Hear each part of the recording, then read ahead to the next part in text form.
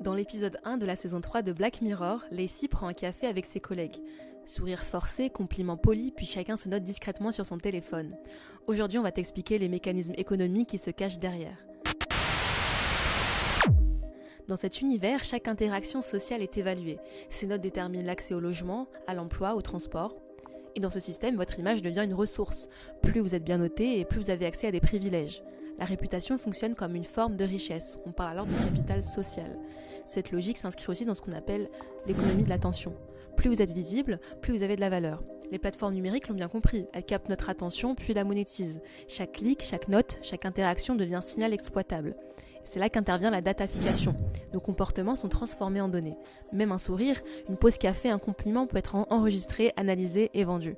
C'est une mise en chiffre de nos vies, souvent sans qu'on en soit pleinement conscient. Le tout repose sur une forte asymétrie d'informations.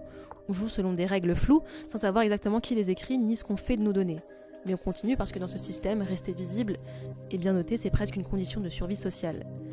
Cet épisode de Black Mirror, il ne parle pas que d'un futur lointain, il révèle des logiques déjà à l'œuvre. Aujourd'hui, sur les réseaux, nos comportements sont notés, classés, profilés. On apprend à se montrer, à plaire, à se contrôler. Parce qu'à l'ère numérique, notre identité devient une donnée, et cette donnée, elle a de la valeur.